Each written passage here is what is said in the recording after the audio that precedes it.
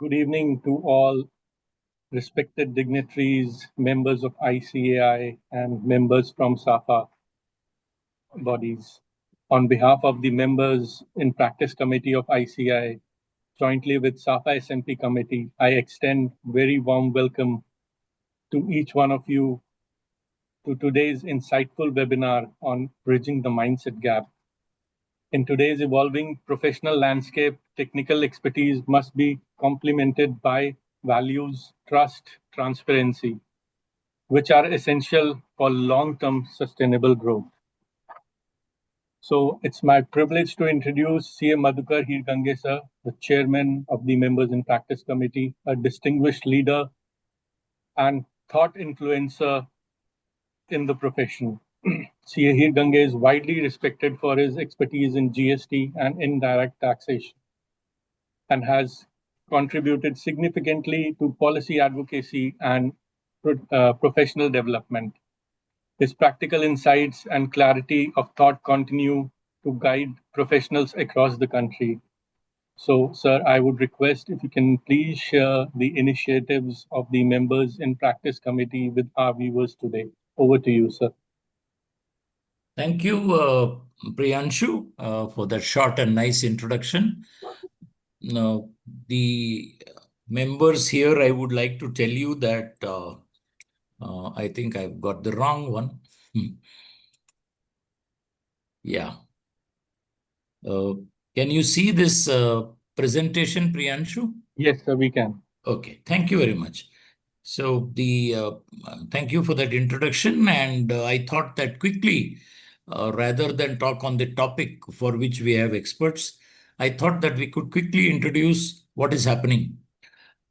In these turbulent times, luckily the ICAI has been pretty active, and we are looking at how to support our members in practice. Of course, there is a separate wing which takes care of those in industry. We are restricted to this. Some complementary areas, of course, we do work with the members in industry. We think that we need to focus a bit more on consulting while keeping all the new areas of compliance alive.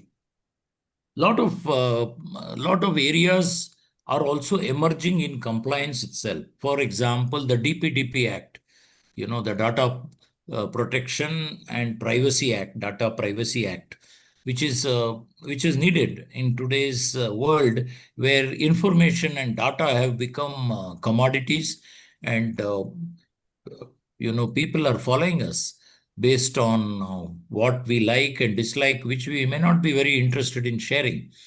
Like that, the AI certification, there are so many other compliances coming up. I thought it a good idea to just briefly touch on what all initiatives are done by the ICAI in relation to the practice, and what more specifically our committee is doing. So today, if we look at it, the current landscape which is there, the compliance work is moving towards self-assessment. Government does not want costly compliances to be burdened on the SSEs. Ease of doing business has become a word, the goal, I would say. Therefore, other than that, I think the world is moving towards more and more digital transparency, and automatically it puts a reduction on the traditional compliance scopes like filing of income tax returns, and also GST returns, company law returns, etc. Many of them are getting automated, and the demand shifting from audit and tax to advisory services, more or less. Competition is intensifying because now many services do not need a CA at all. For example, the entire GST service can be provided by a well-designed software. They may have to have a little involvement of a chartered accountant, but where 100 hours of work was required by a chartered accountant firm, now I think it will come down to 10, where they use the adequate software. Global services also have opened because we, the SAFA countries, we are actually ready to serve the world. We have a much better democratic dividend and younger, workforce. But the question is, are we ready? So most of the time we are just waiting. Work will not come and then we can get ready. We should get ready in advance. The new service offerings for growth, including from our committee, is a mindset series which you are watching right now. We have been doing this from September last year. So you can also see the recorded videos which are available for your consumption. We also think that cloud accounting and technology integration, that is, first we have to integrate both of these in our firms and then integrate it in our MSMEs. Data analytics and business intelligence is something which is required. AI itself is very important. And in the ICAI, we've got a AI level 1, which has been completed by about 60,000 chartered accountants, and level 2, which is the advanced one, where I think 5 to 10,000 have been done. Cyber security, data protection has become very important, and there is a certificate course available from DAB. DAB is data, focused on that committee.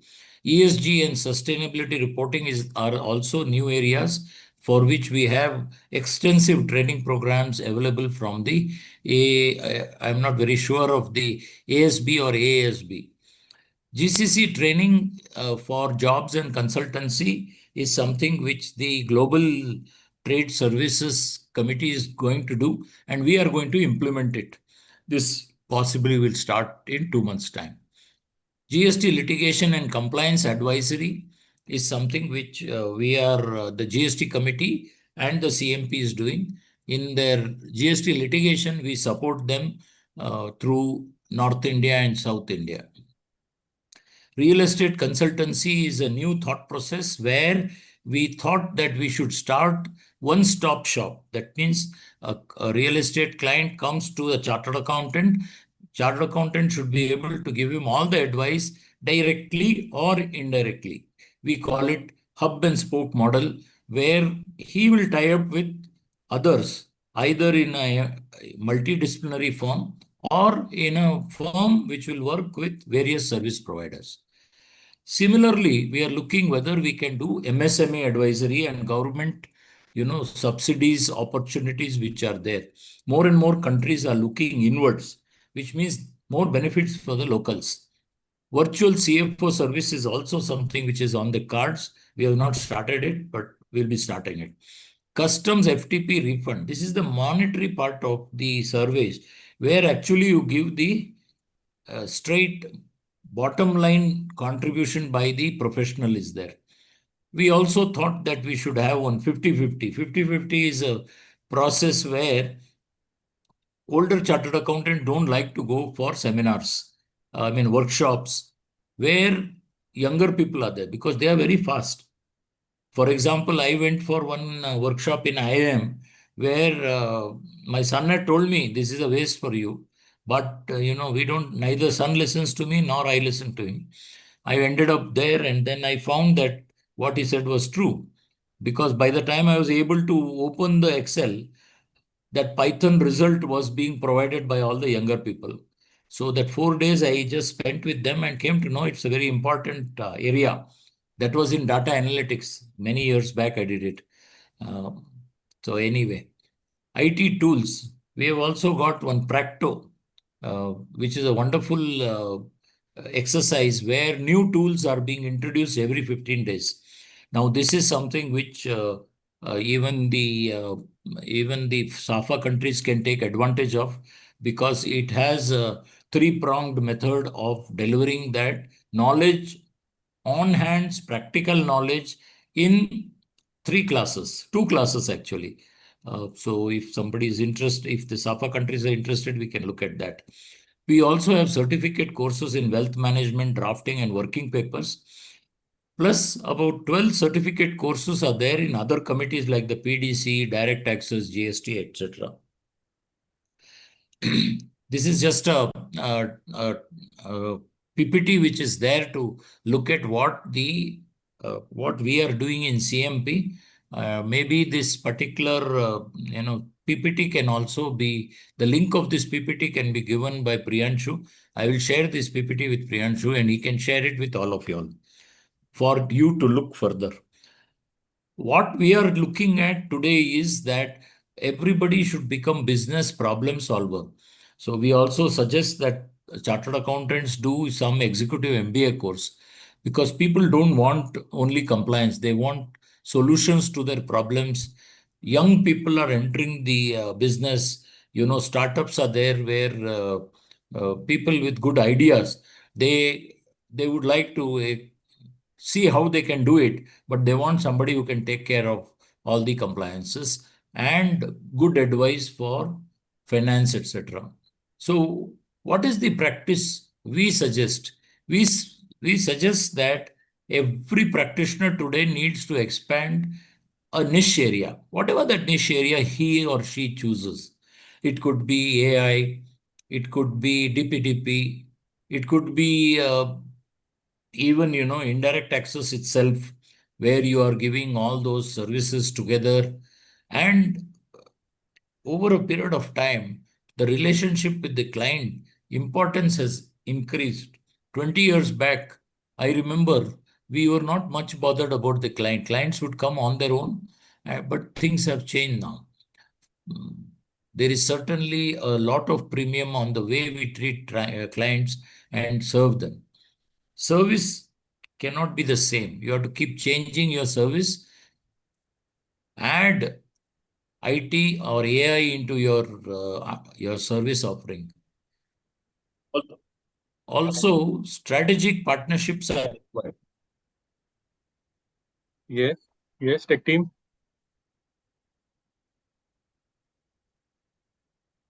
No, it's same. It's one slide.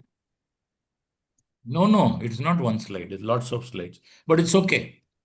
I'm closing now because I am supposed to only give a small introduction. So the idea which is there, we'll share this with all the participants. Don't worry. We are actually at a point where you have to either stop practice or you have to transform. This is something which I believe totally. Of course, I am at an age where I am probably looking at stepping out of practice.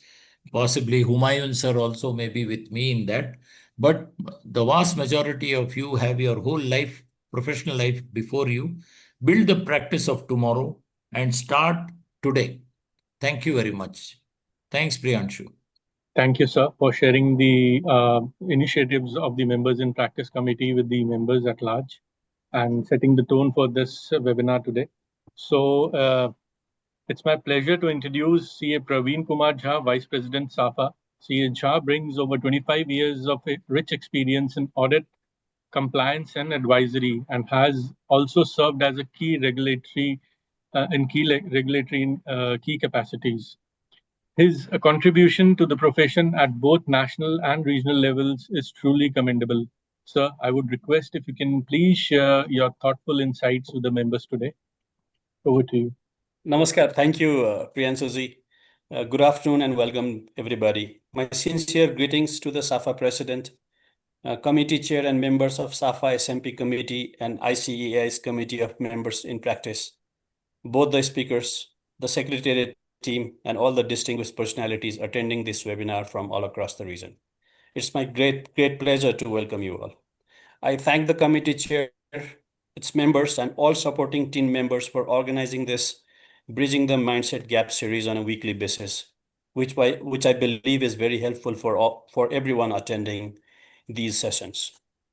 Good to know from the presentation that was just shared by Madhukarji, good to know that there is a conscious initiative by ICAI towards guiding our professionals into new areas of service.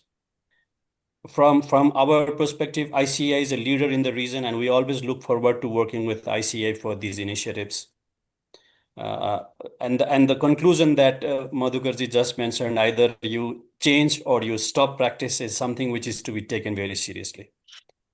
Today, two of our eminent speakers would talk about values and also about how trust and transparency create long-term sustainable values. This is a very important topic, which is very dear to me personally. Because the decisions that we take in life, not only in our professional lives, but also in everything that we do. Activities that we undertake, our habits, behavior that we have practiced over the years depends upon the value system that we have. And values, rather good values, are created by experience, learning, and by attending webinars like these and listening to experts. I would not dive into the topic myself and let our experts explain the concept. However, I would like to cite an example that all of us must have experienced for sure. If you go to a restaurant or any business and find that staffs, the person who is waiting on you is happy, the cashier is happy, the kitchen team is happy, everyone who happens to serve you is happy, you know that the business is doing great and that it is run by persons or management or owners who have good values. And they are someone who are transparent in their dealings, and there's an environment of trust in the business, and there are good vibes all around. On the other hand, sometimes you go to a restaurant and see that the staffs are sulking, seems to be sad and tired. You don't see that business to be sustainable in the long run if they don't fix it appropriately. Same principle applies to our profession that our experts will talk about in this afternoon. Both the eminent speakers are highly experienced and proven experts in their respective fields, and I believe there would be some takeaways for everyone attending the webinar. I would again thank the speakers for the session and all the participants for attending the webinar. Welcome once again. Thank you and namaskar.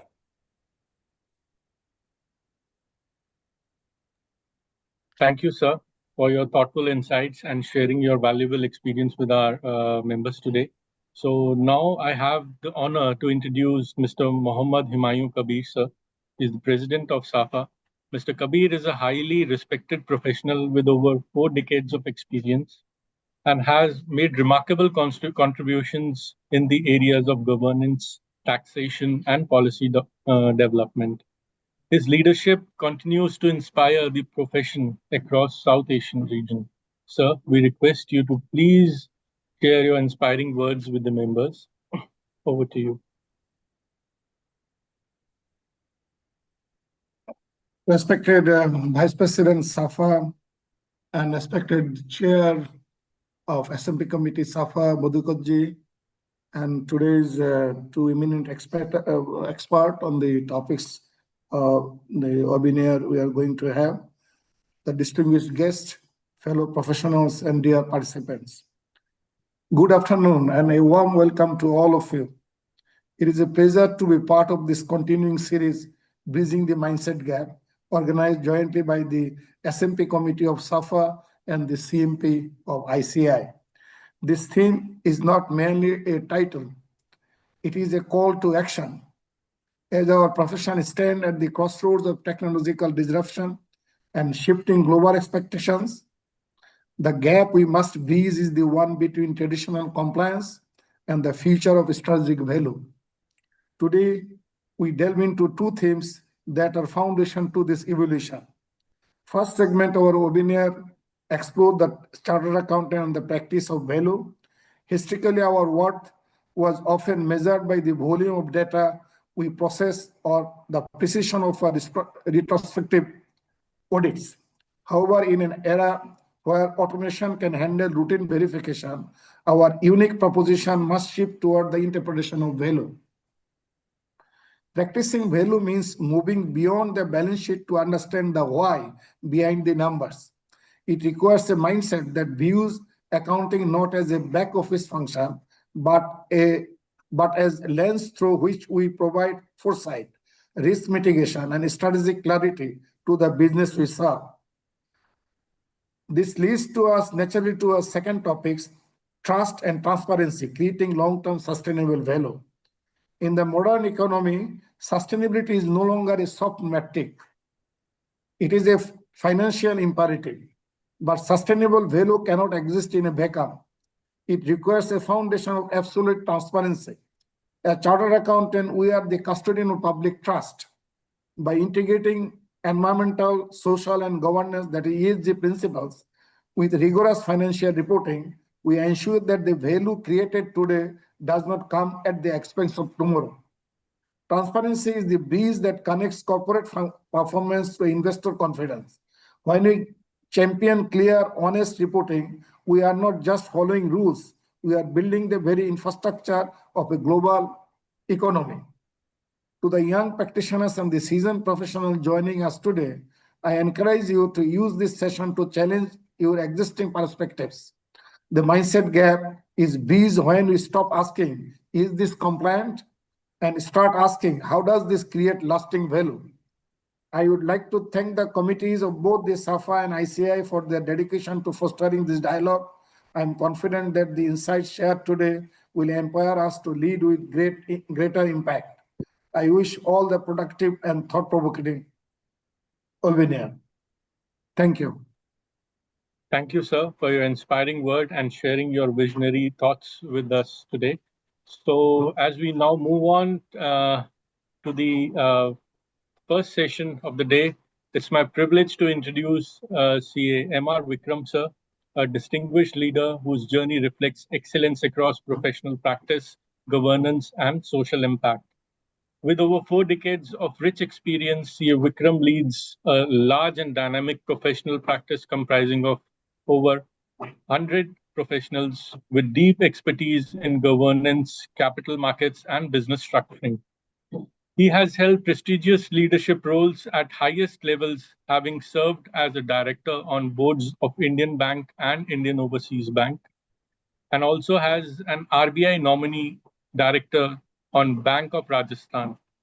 Currently, he serves as the chairman of listed companies and as an independent director across several prominent organizations, contributing significantly in boardroom strategy and corporate governance.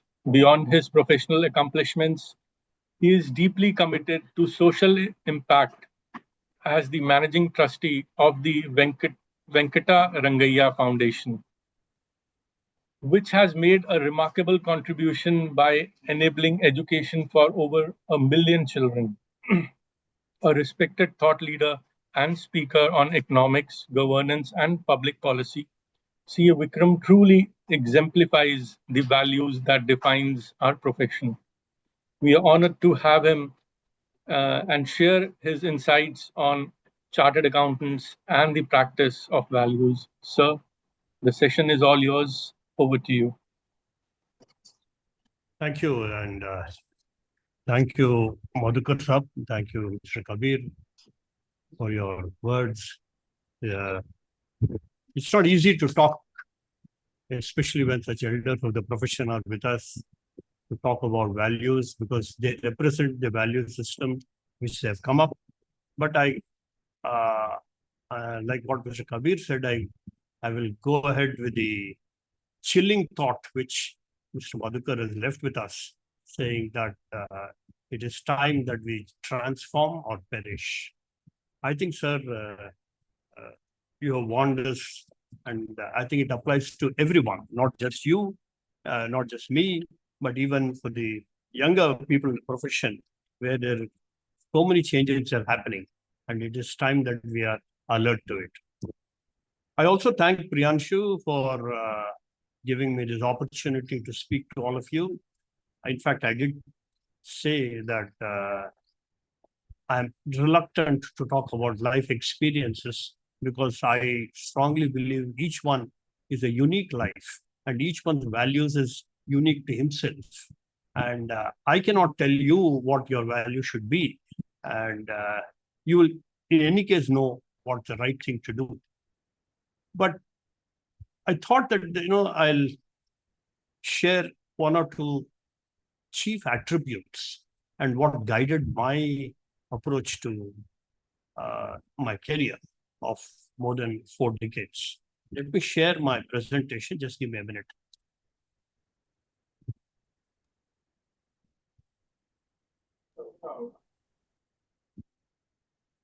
Is it visible, Priyanshu? Yes, sir, it is visible. You can make it full screen. Yeah. 1 minute. Yes, sir, we can see it. Yeah. The first thing I would like to say to everyone in this audience and maybe people who may listen to it later, that as chartered accountants, both in practice and in service, our working life is 5 decades. I say it because I want you to understand that you should not be in a hurry.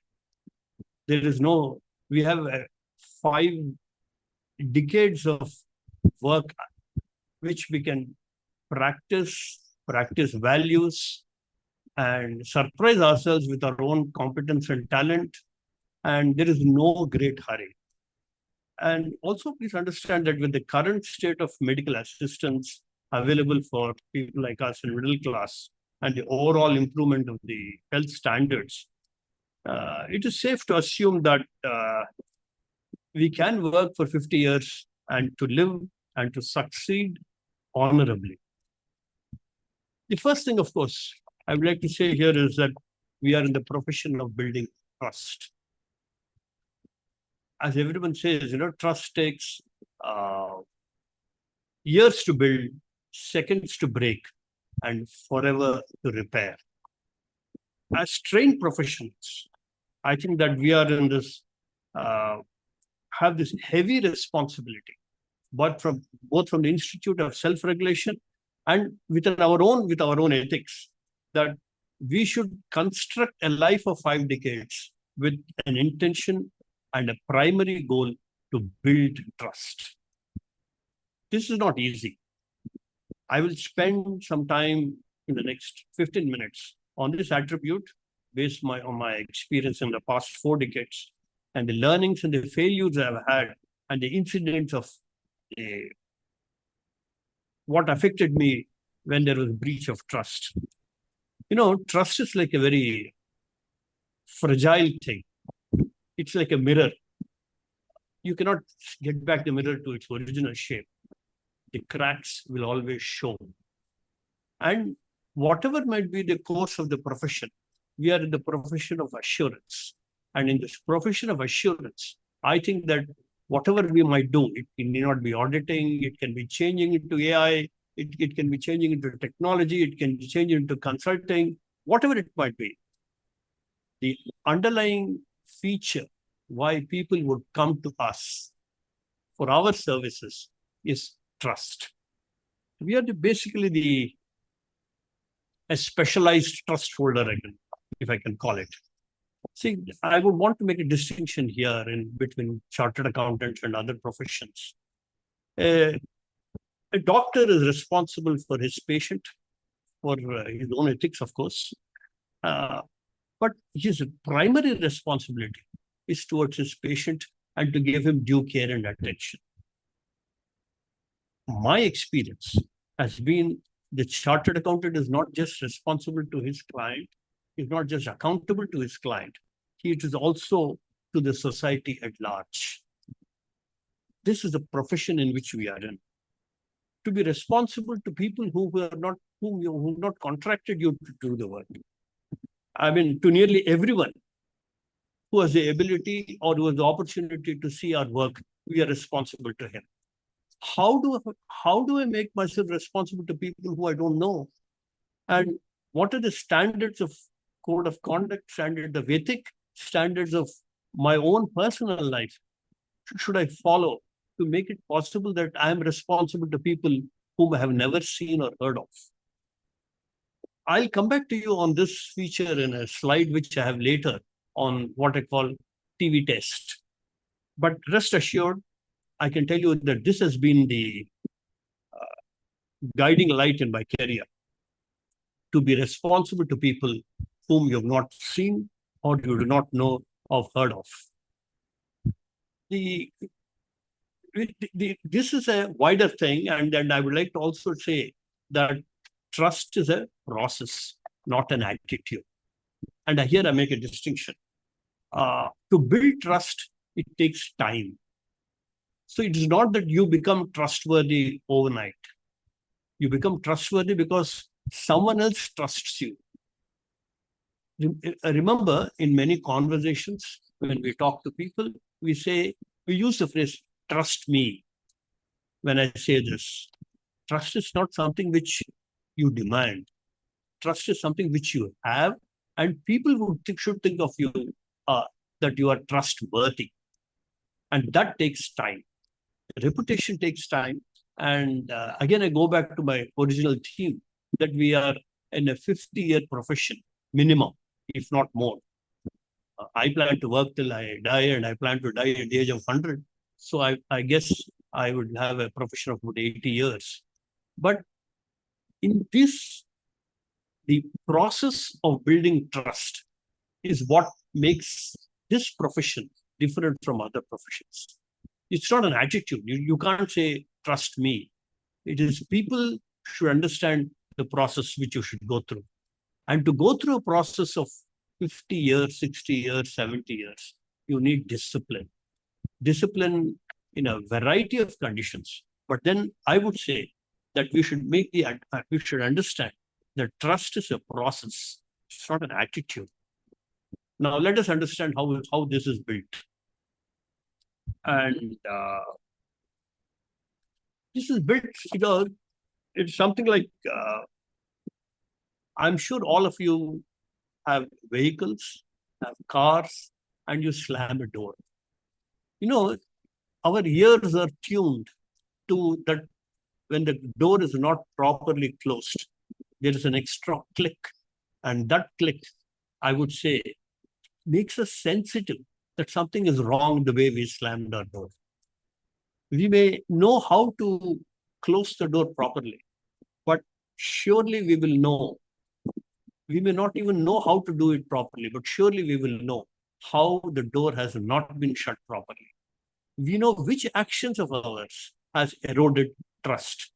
We may not know how to build trust over a period of 50 years, but a single action which will erode it is what we are fully alert of. This is the missing click in the door. Our conscience is alert to it. Trust is built through a complicated series of acts. But remember, there are thousands of times when you should build on trust.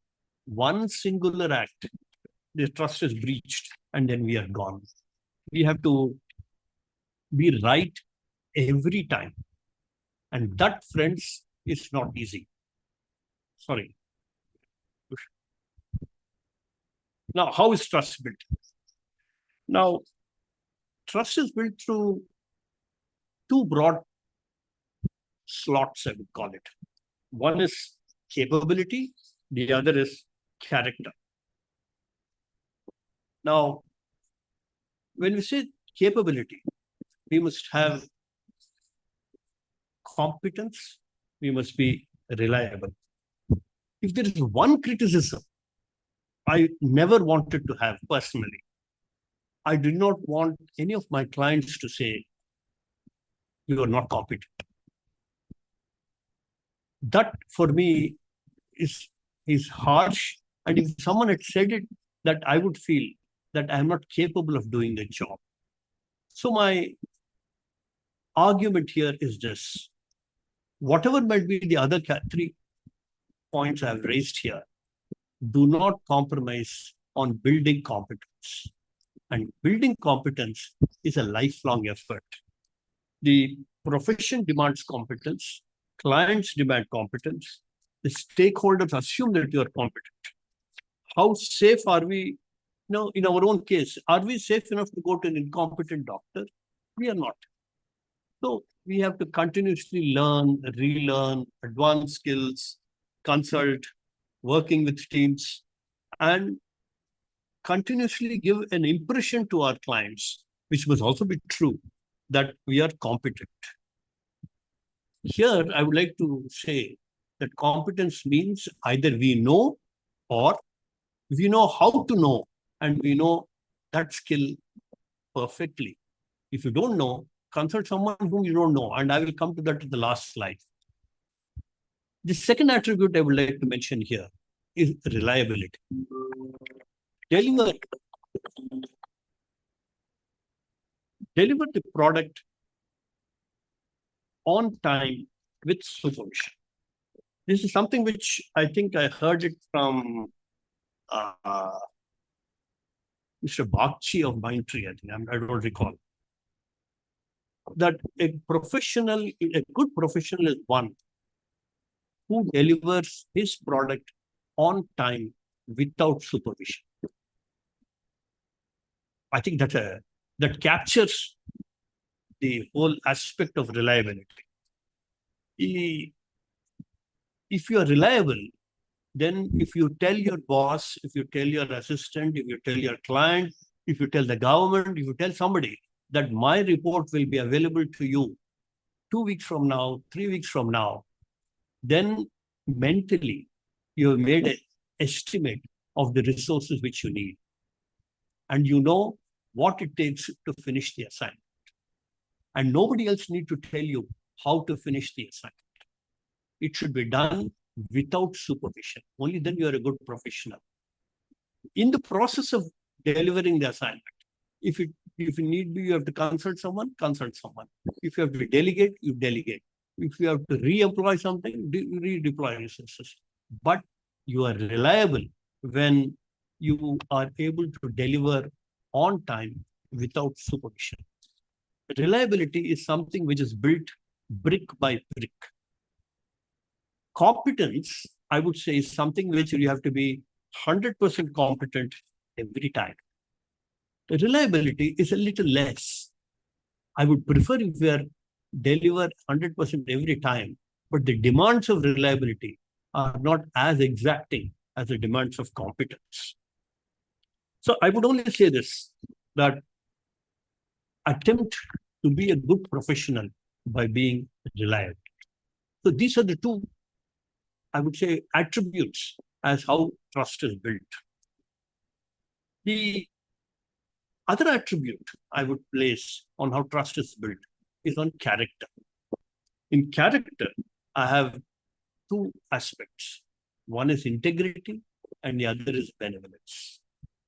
And I would say here that there is a distinction between general integrity and accounting integrity.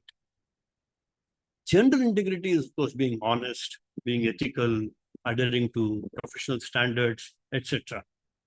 But accounting integrity goes a little more. It expands to fairness and equity.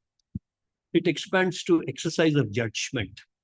It expands to due care, to do the right treatment in the accounts, even if you are sure no one is watching or no one will discover. This is like the what you do in a traffic light, and there is a red light, and you find in the middle of the road, there is absolutely no one watching you. Do you stop at the red light? No one is watching. So you can, integrity is the complying with the rule of law, even if it is not demanded. Integrity is giving the structure to provide the rule of law. All of us remember the famous Kasab trial when in the Bombay blast. And Kasab was a Pakistani terrorist who was caught. We knew that he was a terrorist. We killed the other 3 or 4 terrorists. This fellow was caught alive. And we did not just hang him the next morning. We said that the rule of law is supreme. Everyone deserves a fair trial. And the exercise of the fair trial is an expression of how we obey to the rule of law. Integrity is a portion that of that aspect of the nation, that we respect the rule of law. As chartered accountants, having accounting integrity is supreme. And I would think that that is how you build your character. And integrity is also, it's to understand that if an act does not appear to be legal, not to rationalize it. That is, no one is watching, everyone is doing it, so why can't I violate it? I mean, these are all rationalization of an illegal act. I would think that as long as your conscience pricks you, that you know that you're doing an illegal act, then you're still retaining your sanity as a good chartered accountant. And finally, in building character, you have benevolence. This is actually really, if you ask me, it's abstract. Benevolence is not take advantage of somebody's ignorance. We find in my career that I have many opportunities where I could have made a little extra money because the other person did not have the right information or is ignorant of the problem, not as much as I do. I think benevolence, it builds character, which builds trust. In situations such as this, do not take advantage of somebody's ignorance. Benevolence is also treating the weaker members in a team with empathy. Do their work, if need be, to cover up their failings. We are working as a team. I have a team of 150 people working in my office. And I know by just practice that some people are not as smart as the others. But remember, it is teamwork. In a chariot which is pulled by 50 to 100, let's say it's limited to 10 horses. The chariot is only as fast as the slowest horse. The chariot cannot be faster than that. Benevolence means that if we're exactly in the future of building trust, means to recognize the weakest member in the team and taking care of. And lastly, benevolence also means taking care of counterparty interests. I've been in situations where a few times I notice that the deal, the M&A transaction I do, the discussion I do, the valuation I do is unfair to the counterparty because of the lack of information, the information which I don't give, and or which my client, not I, which my client refuses to give, or he thinks that if he finds out, then we will react to it. That doesn't build trust.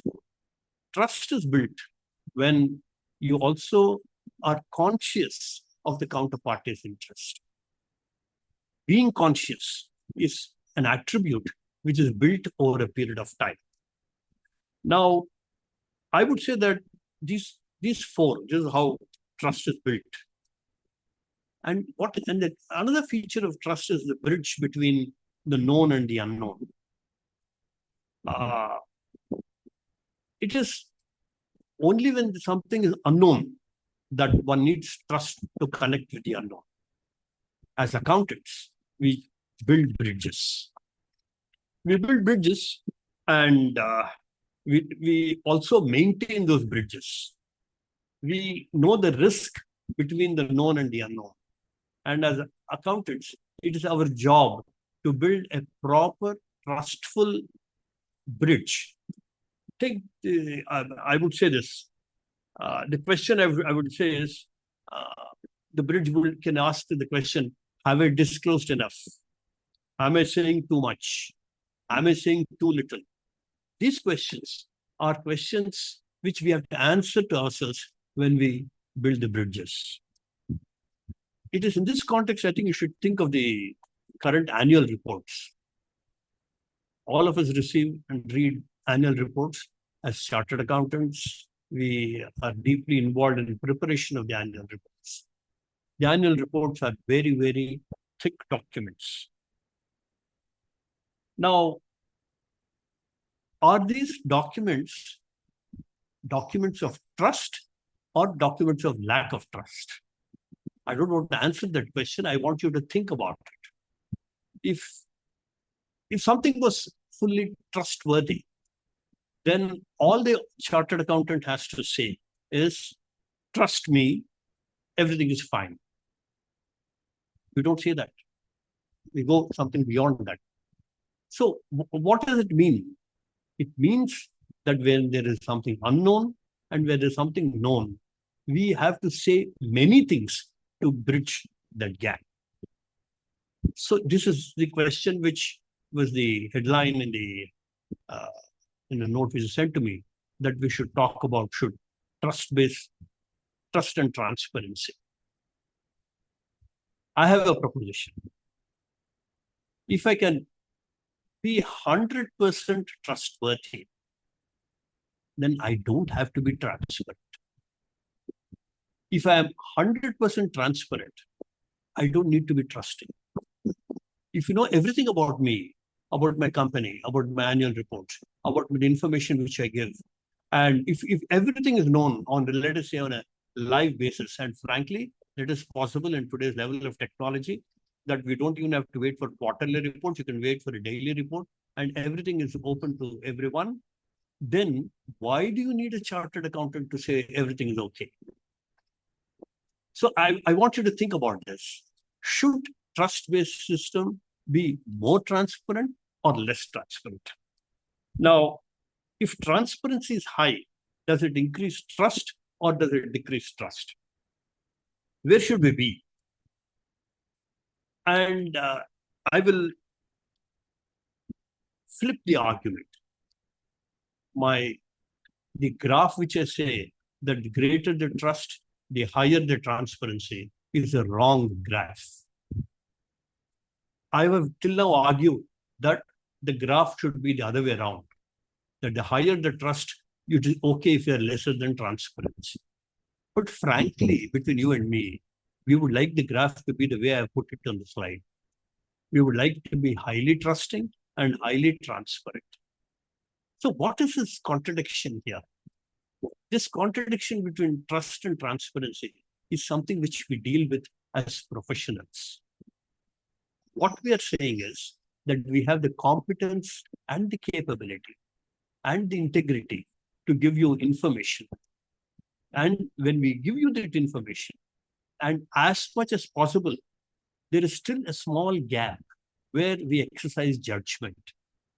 It is in the judgment we want you to trust. All my life, I have practiced this. I have practiced making a distinction between what I can say on facts and what I'm clear on what my opinions are. And I want each one of us to visit this question regularly. Should trust-based systems be more transparent or less transparent? And this one, I'm sure we are all troubled by this, what technology is doing to us. And this is something which is troublesome as to who do we trust implicitly. When my son was 8 years old, he was listening to a message on the mobile phone, and the message said, "Sorry, we are keeping you waiting." So the question he asked me, can machines feel sorry? Now, who do we deal with when we're dealing with technology? When we deal with persons, and if the person makes a mistake, and if the chartered accountant makes a mistake, and if he says sorry, then we have empathy towards him. Then we say that, yes, I think he made a genuine mistake. But if a machine makes a mistake, how do we deal with it? Who do we blame? Do we blame the hardware? Do we blame the machine or the code writer? Do we blame the management which wrote the code? Do we blame ourselves, which are user, which may not have framed the question properly? Now, this disconnect between trust and technology is what will challenge us in the next 2-3 decades, let me tell you. We are shifting the pivot, I would call it, of trust. Today, I implicitly trust State Bank of India. I implicitly trust, let's say, HDFC Bank. There is an implicit trust. And that trust is not built by my analysis of their balance sheet. There are lakhs of users who use the balance sheet, who don't read the balance sheet, but there is implicit trust. Tomorrow, when technology is all pervading, how do we trust? I would also say this trust in technology problem in another way. All of us have heard of this WhatsApp scams and the investment scams. And today, the the world has changed where we implicitly believe what we see and hear. This is where chartered accountants are needed. Chartered accountants are needed not to, they also see the same information as to what an ordinary reader would see. In a scam, you hear somebody telling you something. You see a fake news, you read it, and we implicitly believe it. Chartered accountants are trained to tell us that what you see and believe, what you see and hear is not entirely true. And that is the difference when tomorrow, when technology is all pervading, our work with the technology will only increase. So here is a proposition. I would say in the next 20 years, as what Mr. Madhukar said, we may perish as the chartered accountants as we know, but we will survive and flourish as the guarantors of the technology with which we are dealing in. And that will dramatically change the audit profession. That will be the audit way of the future. And there'll be, I would say, thousands and thousands of opportunities where we would be the harbingers of assuring the working of technology for all of us. And the last point I would like to make is this. Do not let technology take over trust and undermine one quality with which we are all trained to do: skepticism. We are trained to be skeptic. And that's that comes in our part of our education when we write exams, and when throughout our career, that not to believe and see what is available. And I would, in this case, I would give the example of the Satyam's scam as a balance sheet as an example. If only the auditor, and frankly, I don't know what went through, and I do not hold a brief for him, but I would only say this: if only the auditor had taken a day off and seen the balance sheet and wondered about why is this company doing when it has so much of deposits? How come they're borrowing?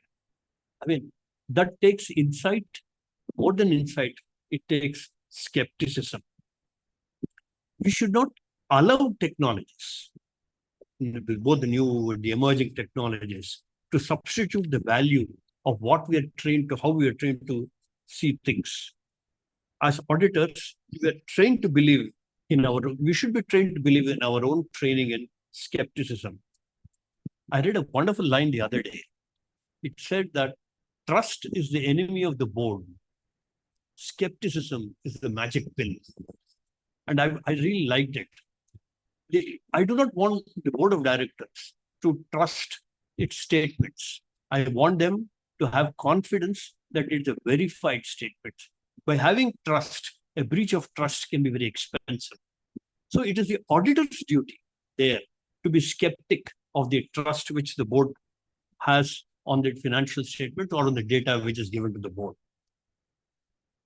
It is here, then I will now shift from trust to how do I test my value systems. Let me tell you that what I'm going to tell you in the next 4 or 5 slides is nothing original, but the institute wanted me to say what guides me in my career, and these 4 or 5 is what guided me in my career. And I would like to take 5-7 minutes off to do this. The first thing is what I call the TV test, which I referred to earlier. Would you feel comfortable having your action or decision described in detail on the national television or on the front page of a newspaper? We take many actions. Some might be small, some might be big. But are you comfortable that when you are sitting in front of, let us say, a camera, and there are thousands of people watching you, are you comfortable describing your decision? This also comes back to my original theme.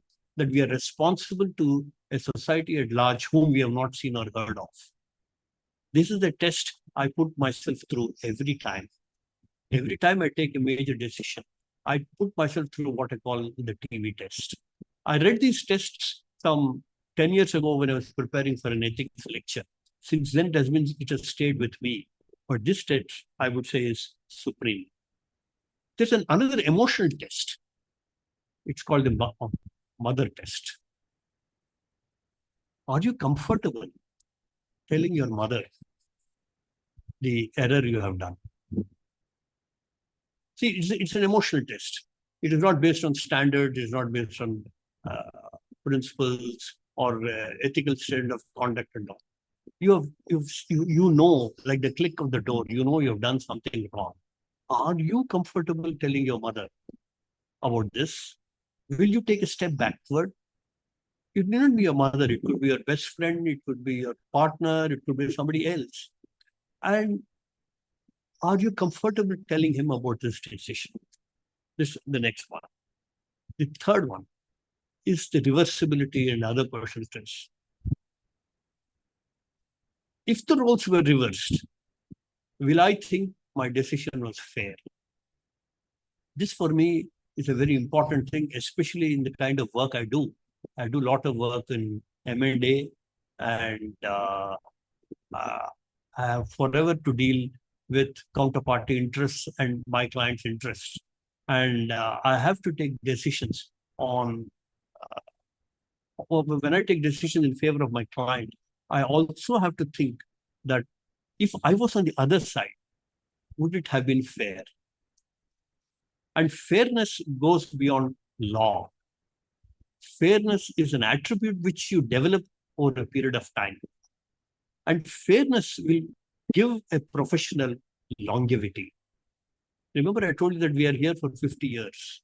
You are here for 50 years when somewhere in your 25th or the 30th year, somewhere in a conference, one chartered accountant tells the other, yes, I don't know about his competence, but at least I know Vikram was a fair person. That fairness will come when you put yourself in the other person's shoe. This test is, I'm sure all of you have gone through this, but I would like to spend some. It's called the smell test.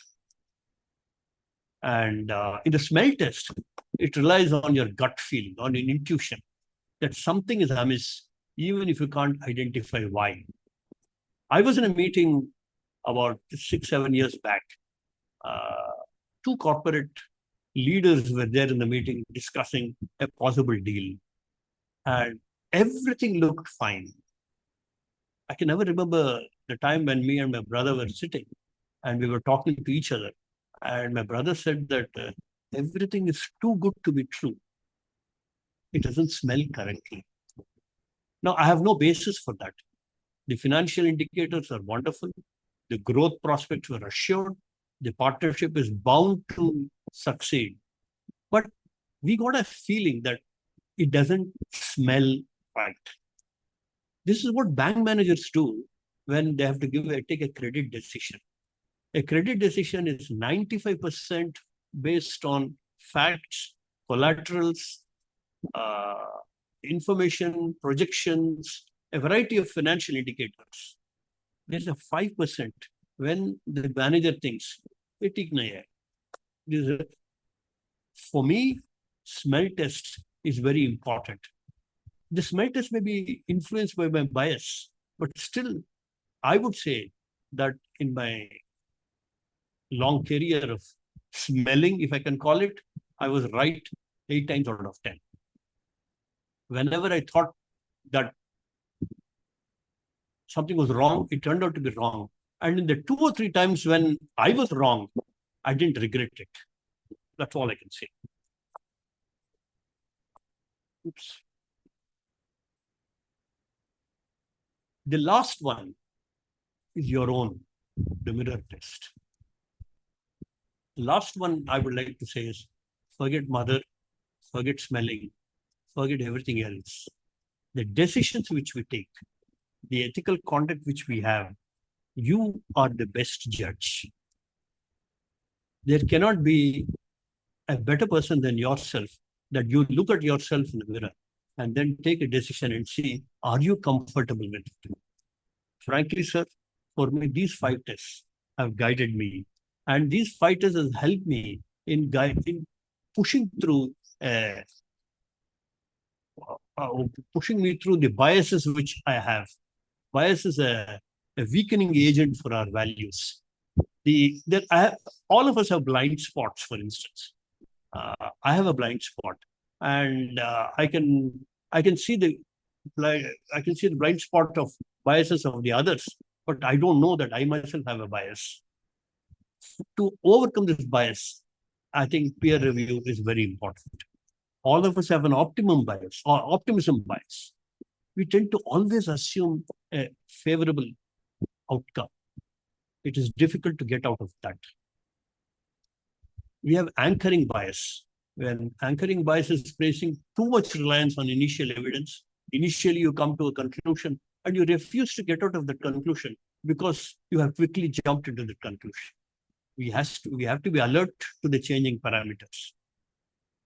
The last one, I would say in this, is an overconfidence bias. As we become older, and we win many cases in the tribunals, in courts, there is a feeling, there is an impression I get that people get to overestimate one's ability to make accurate judgments. I would only say that this is very difficult to get out because naturally you have victory behind you. Why should you not be confident? But I can only say that working with teams will put you in place. I will close this by saying, what are these values which are in a digital age? Can we increasingly understand the importance of accountability and understand what AI is driving us? Can we confidently, are we correct in saying, I didn't say it, the machine did so, the machine told me so? I repeat, I think that the world of AI will increase our work and we will be holding confidentiality and data stewardship will be thrust on us. There's a lot of data which is going to go through us. It's very tempting to breach. The speed of data going through us is 1,000-fold.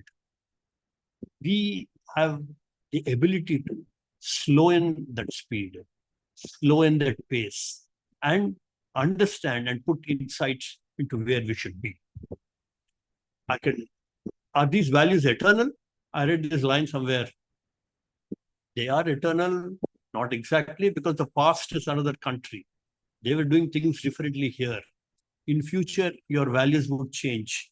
But the fundamental value of trust, I think, on which we have been given the responsibility to society, will not change. And that should what will be heralding us in our profession. Assurance will live for another 100 years, in my opinion. There are some enemies to trust. I would call poor information and bad character are the 2 enemies to trust. If you don't have enough information, and then you take decisions on poor information, it will surely erode people's trust in you. You also have bad character. It will erode people's trust in you. Good or bad character is a very, very subjective thing. But I'm sure as discerning chartered accountants, we know. There are other threats too. And I would like to here just mention the threat to trust is, I call it the Gavaskar and Gambhir event, which I read somewhere. It's a very interesting thing. Gambhir is the coach of the Indian team. Gavaskar is the commentator. Who would you want to be as a match referee? Who has a conflict of interest? Do you want a match referee with someone from West Indies? Do you want a match referee someone who's not connected? Do you want Gambhir? We all know Gambhir is a very fair person. And after all, he's a successful person. Why can't he be the match referee?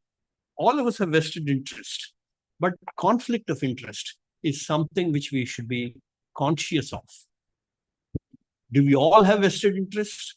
I read this line in a British medical journal saying that the only person who does not have a vested interest in a subject is someone who knows nothing about it.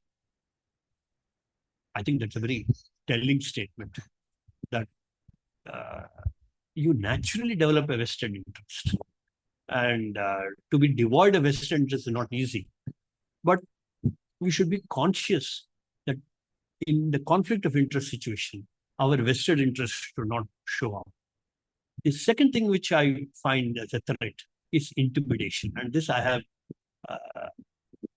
I've faced frequently, especially when I was very active doing forensic audits. I've changed because of personal reasons. I've stopped doing the audits, but I find that there is a social pressure to influence judgment. And the social pressure comes in a variety of ways. It is here. Vikram sir. Yeah. Vikram sir, you may have to close because Darshan is also waiting. Oh, I didn't know Question that. and answer, 10 minutes you are supposed to give. Okay, I didn't know that. Yeah. Don't be telling me that. Sorry. Yeah, yes. Then So, I'll close it. yes. Actually, this is the last slide. We will share your slide, not a problem. No, this is the last slide I have. All I have to say is that there is a value of the peer review. Please don't take peer review seriously. Listen to others, not only to understand, not to reply. Indians have a bad habit to listen, to reply, and not to understand. As chartered accountants, we are auditors, continuously listen so that we can understand the situation and take others, people of ourselves, seriously. Thank you for listening, and I'm sure it would have been better in person, but thank you very much. Thank you, sir, for your profound and enlightening session on practice of values.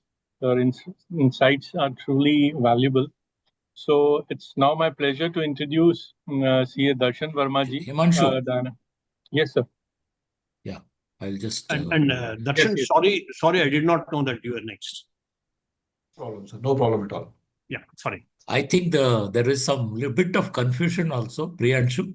Both of them are speaking on the same topic. Yes. Oh, is it so? But you realize it now, or?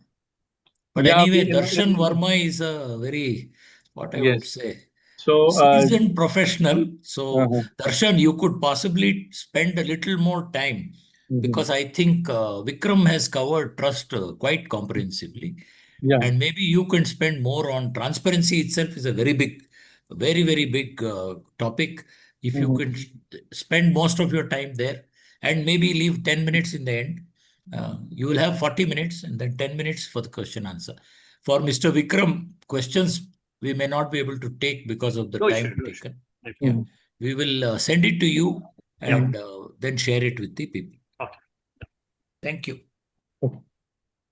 So now it's my pleasure to introduce CA Darshan Verma ji, a dynamic professional with a strong blend of global exposure and practice expertise. With over 21 years of experience, CA Verma has worked extensively across India, Indian GAAP, IFRS, and US GAAP, including with Fortune 500 companies and leading global consulting firms. His work spans audit, SOX compliance, financial reporting, and large-scale finance transformation projects. He has also been instrumental in setting up finance functions at advising multinational and startup entities and driving governance and operational excellence across industries. His deep understanding on financial transparency systems and global best practices makes his perspective highly relevant in today's evolving business environment. We look forward for his session on trust and transparency, creating long-term sustainable value. Sir, over to you. I request you to please take your session. Thank you, Priyanshu. Thank you very much. And I would like to thank all the senior members here, Madhukar Hegenge sir, Praveen Jha, and also Mohammad Humayun for giving me this opportunity. It's wonderful that the Institute is taking this initiative on a weekly basis, inviting the various practicing chartered accountants or members in industry to come and share their perspective. because it's a wider audience who are coming and joining across all the region. And this is an important initiative, like Madhukar sir already highlighted in his initial speech, the various things which the CA Institute is doing to ensure that the members who are there are very well empowered, trained, and more importantly, in the age when there is a lot of transformation happening, how are they enabling themselves to be ready for the future of profession? Or like Madhukar said, mentioned, we may have to either practice or perish. Hopefully, we don't need to get into the second bucket of perishing. We will all be focusing on making sure that we are practicing. More importantly, we are not only practicing, but also thriving in this new age. And I'll focus on that entire thing about transparency in my conversation. And I will also thank Vikram sir, who took us in terms of the entire gamut of trust. One of the important things in terms of a professional, not that it is important, not it's not important for others, but when it comes to we as practitioners, especially who are practicing the profession of chartered accountancy, our signature matters a lot.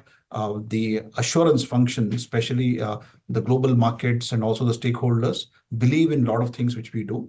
So let me build on what Vikram sir mentioned in terms of trust. I'll focus more on transparency.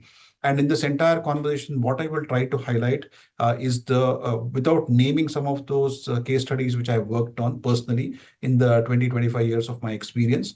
I will give you insights of how transparency was very key, including one of the largest frauds in the corporate Inc., where I was personally involved in doing a lot of activities. I will try to drive in some of those aspects in terms of how transparency made a big impact.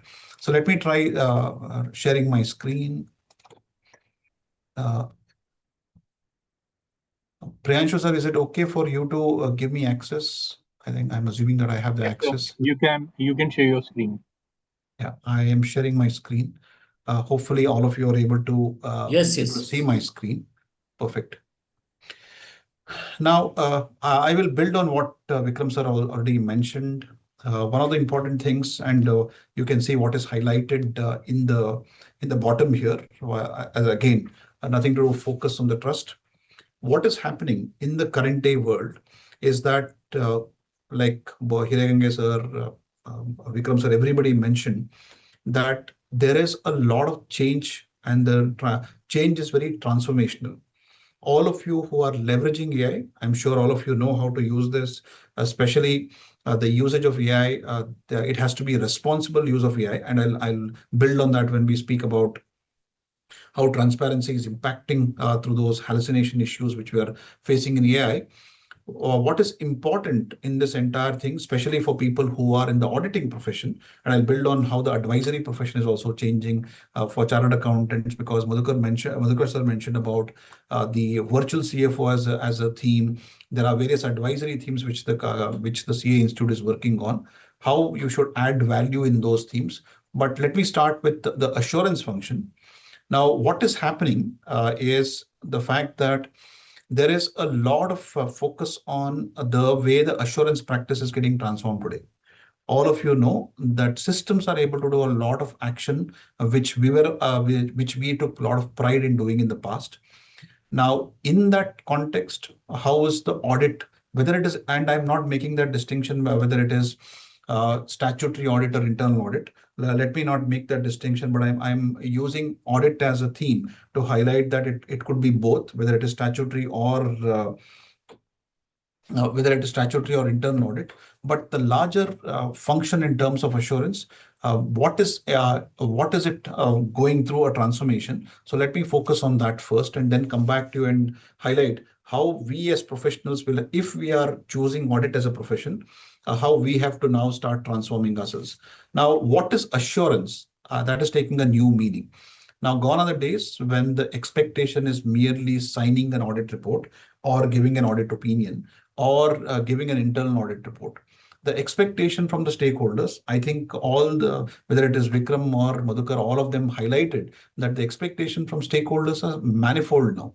They are saying that, okay, when a lot of things, be it, let's say, matching of GST returns to what is filed with the regulator, or matching of your bank statements, which is one of the reasons why the fraud happened in the case of a large corporate in India.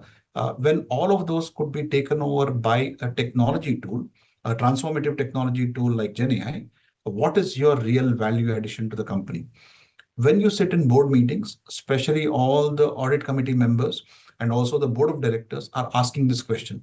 Are we paying the fees because you are putting a signature on the report?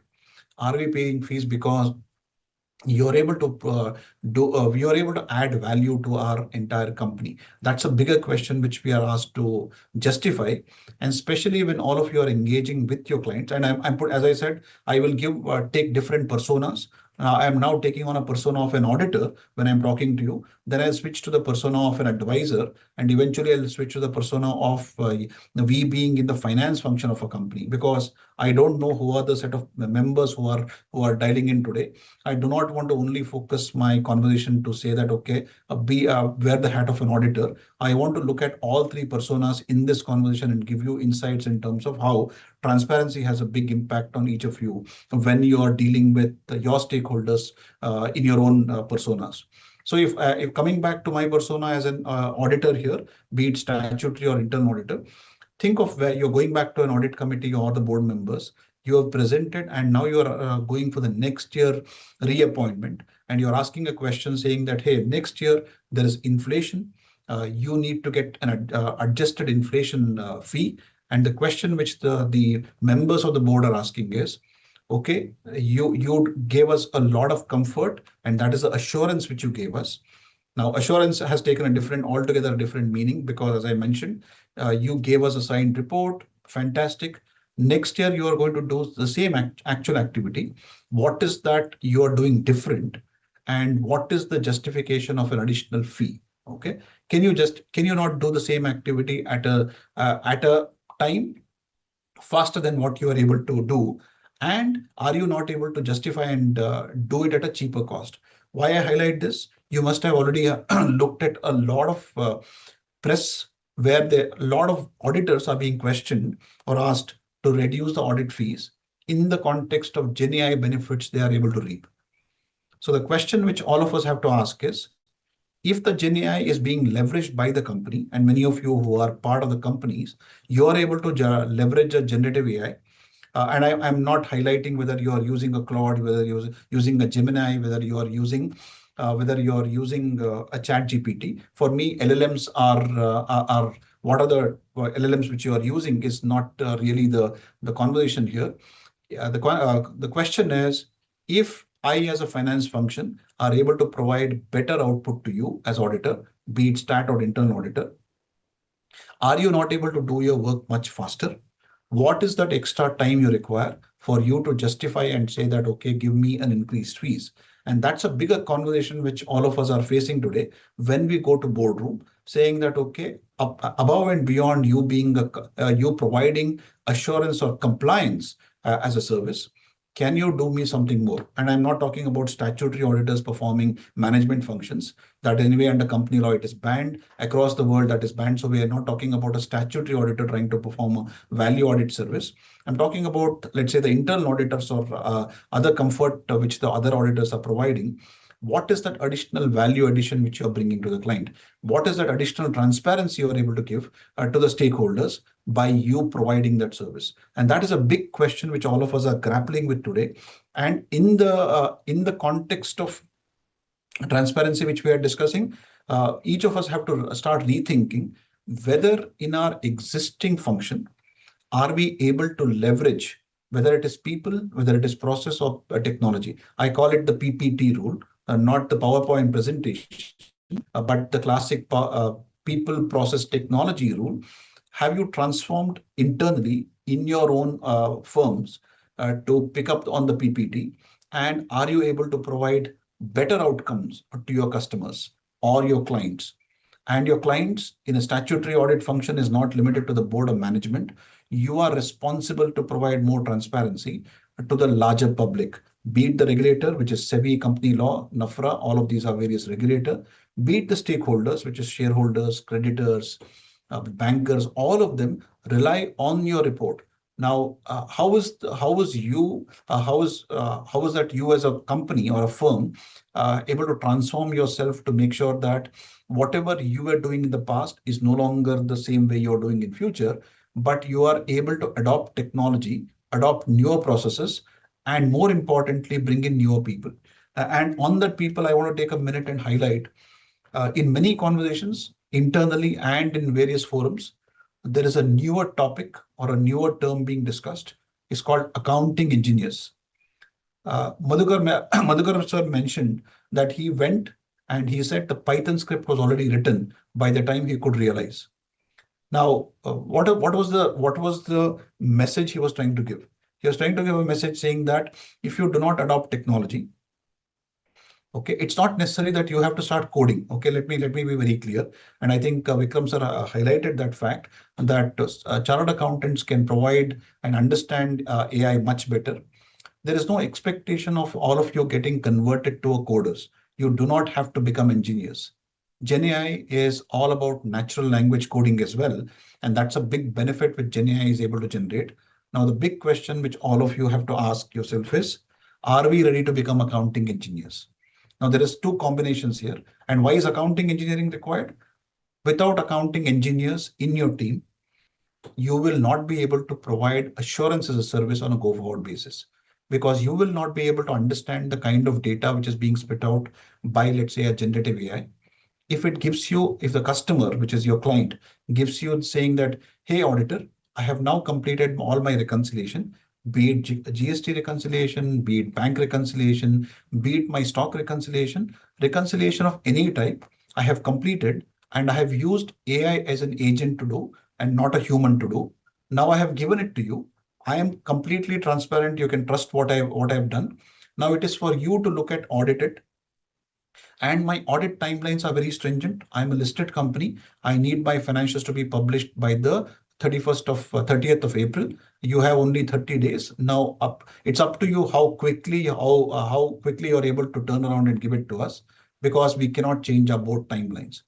Now suddenly you are stuck. If you're still a traditional auditor, you will not know how to audit an AI agent. Now the biggest challenge, I think Madhukar sir or Vikram sir mentioned this. How do we know it is transparent? How do we know it is not hallucinating? How do we know that it is not massaged? How do we know that whatever inputs have been given, there are no wrong prompts given to that AI agent to give you a good output? Are you ready to audit in the era of generative AI, in the era where along with people there are AI agents sitting next to those people and delivering? What if? So this is the era which all of us live in. In fact, the era is now going to be furthermore. There was recently a press release by a CEO, Indian CEO, for the 20 minutes of that for that conversation. There was an digital avatar of that CEO which was talking. And after the 20 minutes, he came and told, saying that, hey press, did you realize, or analyst, did you realize that my digital avatar was talking? Do you realize that I could be away from everything? Okay, my digital assistant or my digital avatar is able to sit and speak and give you an answer what I was able to give, because I have trained the digital avatar. In this world, how do we know that whatever you are signing, whether anybody can trust? And do you have enough comfort on that document which you're signing if you're not fully up to date in terms of what generative AI can do? And this is where from my avatar as an assurance partner, whether it is internal audit or statutory audit, I want to ask my questions to all of you who are practicing audit. Are you ready for this new transformation? Because I'm sure all of you know the pace at which this transformation is happening is phenomenal. If you notice, and this why do I say this? Look at people who went on retirement and suddenly have come back to the mainstream. Jeff Bezos, who had stepped away from Amazon, just because of generative AI, he decided to come back and be doing operational stuff within Amazon. He had stepped away and he had handed over the entire patent to somebody. Now he has come back and said this technology is so transformational that if he is not in the forefront, he will miss out. Look at what the Google founders Eric Brin, Larry Page, all of them who had stepped away, given the reins to somebody else. What are they doing? They're also coming back and talking the same language. So when those transformative leaders who have built large companies have decided to come back, because for them, various other things after the internet, there were various innovations, improvements which happened in technology, but nothing was as transformative as generative AI. And for us, in the persona as an auditor, this is truly a transformative change. And why I say this is because the world around is changing so fast. The big question all of you have to ask is, as a persona of auditor, are you able to trust what your client is giving you? For you to trust and be transparent in your reporting back to your stakeholders, are you fully ready? Today, an NPCI, which is one of the largest company in India, which is doing trillions of transactions on UPI, is now going back and asking Claude, saying that, can you give your Mythos LLM for us to test? Because we are very worried about our cybersecurity. So each of us, internal auditors, statutory auditors, cybersecurity audit, be it any type of assurance function, all of you are performing. Now, a bigger question will be asked to all of us. Can we trust the audit report which you're issuing? Are you transparent in what you've done? None of your audit reports are generated by AI. There are a lot of firms which were caught napping when the reports which they generated were generated by AI, and it had hallucinated and given wrong messages. So that's an important thing for all of you in the persona of auditors to relook at what you're doing. And that to me is an important message. Apart from building trust and apart from being transparent, have you also reskilled yourself to make sure that what you are issuing out to the various stakeholders, it's now something which the external stakeholders can trust. Look at what generative AI also says. It says that I can make errors. Please be cautious. We as assurance providers, we cannot write that. We'll have to be very, very careful in what assurance we are giving, because the external stakeholders rely on what we issue. And that's an important role which we perform. For that role, my request to all of you, suggestion to all of you is make sure that you're reskilling yourself. And that reskilling ability is what is being provided by the CA Institute through various mechanisms. And apart from that, there are also outside training programs. Please do attend. Without that, you signing a new audit report or issuing an internal audit opinion or giving a comfort that cybersecurity is okay may be at risk. So let me move on with my other personas. Now, my second persona, which I want to don, is the role of a finance advisory function, not the assurance function, but advisory, because Mr. Vikram did highlight that now there is an expectation to add more and more value to our customers, and that value addition is what the companies are expecting. Gone are the days that their compliance, as I mentioned, it's a cliched thing. I keep repeating, sorry for this. Compliance is passé. Why? Because the systems have taken over. The government is extremely focused on making sure that there is ease of doing business. More and more things are being self-enabled. The users, which is the companies, can do a lot of things on their own. They are making the regulation more and more easy. So in that, and eventually they will make it more easier for people to comply. So the bigger question is, if compliance is no longer our book of business as advisors, as chartered accountants, what should be our book of business? Assurance is one portion of our book of business that will remain. It's just going to get transformed in the way we have to do assurance. So that's one portion of the business. But advisory, which is another large business where we were giving a lot of advisory, what is that new advisory business going to look like? Will compliance give us a lot of book of business in future? Probably answer is no, because the systems will take over. And systems are able to do exactly what you and me are able to do. And that is a big challenge which all of us have to be ready with. Be it GST, be it compliance with income tax, be it compliance with reporting. Think of any compliance for any matter. Look at, and I'm sure all of you know to do this, go back and sit in front of a ChatGPT or any other LLM, give a data input. Obviously, you remove the company specific inputs and give a good prompt. All of us should now know how to write better prompts. We should not be writing prompts like we are writing in a Google. asking dummy silly questions.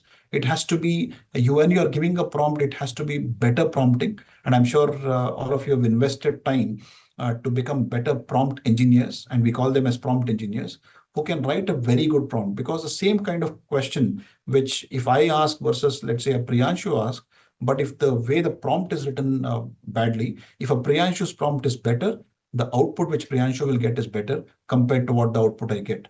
But coming back to why I'm highlighting this, because if Priyanshu is able to write a better prompt and he's able to convert all his questions in a very nice manner, if he gives all the inputs and gives a very good prompt, whatever humans were able to do from a compliance point of view, the system is able to perform all of that. So suddenly think of a scenario where many of the things which you felt only you can do or your firm can do will now go away. And that's primarily the reason why you are hearing a lot of job loss across the various sectors. We don't hear so much about the CA profession, but across the profession, you keep hearing that the initial entry level jobs are being lost. Why do you hear this fact? You hear this fact because the lot of things which the entry level guys are able to do, now the system is able to do by better prompt. So if system, and in future, our profession also will get disrupted. I'm sure it is already getting disrupted. We may not have fully noticed it, but you will start noticing as companies are pushing their own employees to say, why do you need a consultant for some of these things? Why can't you do it on your own? When a powerful engine like ChatGPT or a Claude or a Gemini is being provided to you at an enterprise grade, tell me why you cannot do. So that question is being thrown to all the companies in their finance function. So if they spend budget on investing into those tools, they will cut the budget on consultants like us or advisors like us. So in light of that, what is the value added activity which we can do? How can we provide more trust to various things which we are providing in future apart from compliance? And that is where a lot of question arises in terms of how can we improve their, let's say, in terms of, again, I go back to what is that we can provide better. Can we help improve their people by providing very value added trainings, which will improve their own set of people internally, whether it is if they want to get trained on, let's say, income tax, we can go and train them on income tax. Can we go and train them on process? There are a lot of deep processes. A lot of us are process experts. Please keep in mind years of experience which each of us have put in has resulted in we becoming process experts. And that's where we could go and look at their existing process, tell them that in the age of AI, you can improve and cut down a lot of processes which are redundant. And that redundancy in process also can help them accelerate their entire internal reporting function, control function, etc., which the company may not have thought about. So this requires deep domain expertise, and that's where AI can create more new advisory business, which was not existing in the past. Imagine if you take a set of data from the company, put that into AI and identify how many steps are being taken to create a final sales entry. If there are 25 steps, which the system will create a beautiful flowchart for you, and look at, oh, these are 25 steps which the company may not have realized it is taking today. Their own internal SOP may have documented 15, but because over the many years, they have started doing a lot of things outside the ERP system, you will identify that there are 25 steps. And you as a deep domain expertise, you will give them transparently, you will show the client, hey client, this is your existing process document. I am telling you, this is the way your things are being done. Look at the way it is being done. And it will be a discovery for many clients to say, oh, I never knew that 25 steps are being done. In my mind, it is only 10 steps or 12 steps, which I thought. Now you are telling me, and you can give them a walkthrough of how you've done that by leveraging, again, AI and other tools. You will say that, hey, CFO, I have identified 25 steps. I believe these 25 steps, 10 minutes per step is taking 250 minutes, which is a humongous amount of time for one transaction to pass through. Imagine one sales transaction taking 4 hours in various hoops. Same thing when to a purchase transaction taking so many steps. When I show them transparently and say, can I now do a value addition? Can I now identify what are the steps which are redundant? I can help you cut down this entire 250 minutes to, let's say, the less than 100 minutes by helping you remove the redundancies, training your people, and also helping you to leverage technology better. Each of us know that we are process experts. In many cases, we understand the ERP much better than the technocrats who go and implement an ERP, because we have been the greatest users of ERP. Third, we also understand the people skills which are lacking. If you are able to go back and say transparently, company, this is the advisory I can offer, then you will believe in me, whether it is the board or the CFO will love you and say, please come and help us, because this is true value addition to me. And that value addition only will come because you understand their company very well. And that is, to me, one of the advisory services which you can offer. There are multiple advisory services which you can think of offering, but this is one example which I wanted to highlight to you. Why I say this is, in a lot of recent conversation in the last 6 to 9 months, the biggest question we are being asked whenever I go for client conversation is, they're saying, please don't come and tell us that you can help doing this activity. You can help us do IFRS conversion. You can help us do GST 2A to 3B reconciliation. You can help us do tax audits support, or you can send a good resource who he or she is able to do things faster. Give us something which we can take back as value to our management, because management, as part of their budget function, are asking us a very important question. If I give you access to all these enterprise grade LLM solutions, why should I spend on a consultant? If you are asking a budget both for consulting spend and also on LLM, you should justify to me that this consulting spend will improve various activities. And in finance, all of us know it's very hard to justify that this is the value we have created to the organization. Those value creation only will happen if you are able to cut down, let's say, the quarterly reporting time. A lot of companies are now asking advisory firms like all of us, saying that, hey, Gange sir, can you come and help us? We are taking 45 days to publish our quarterly report. Can your team come and do a deep process study, people study, and technology study, and reduce this to a 20-day thing? I want to be the Infosys of the world who is able to publish a yearly audited financial statements within 15 days or 20 days after the year end. If they are able to publish as a global organization like TCS, Infosys, Wipro, all of these, why should my company be languishing? I want my market capitalization to be higher. I want to publish a very transparent report and an audited financial statements in a time shorter than what I was taking. And hey, you as value-added advisors who can add value to my company, can you come and help me with this? Can you transparently show me where I am lacking? Is my technology bad? Have I invested in the wrong ERP? Am I sitting on a very old ERP? Tell me that. Tell me very transparently, and do not be very biased in when you are publishing that report. You cannot be taking sides of ERP A versus ERP B because you are more comfortable. Tell me exactly that this ERP is not fit for purpose. I am an organization which is, let's say, a hospital. My ERP should have been A, but because somebody sold me an ERP B, it was much easier, much faster, much cheaper in many examples. So from the India context, we chose ERP B. Because of that, my people are struggling month after month. They are waiting for the reports to get downloaded, and it is taking a hell lot of time for us to generate it. Now, please tell me transparently and back up that decision back up that finding with detailed analysis in the background. If you tell me all of that and tell me what is the solution, because you're telling me the root cause and you're also telling me solution, I'm able to put you in front of my board and say, this is the advisor I want to go and tell, because they are very bold. They are very transparent in telling me without any bias for any particular, let's say, a process people or technology. They are coming and giving me an output, which I am able to take it to the board and they then really work on it.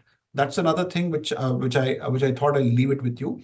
That's the persona of an advisor. So we have spoken about two personas. One is an auditor persona who will have transformation.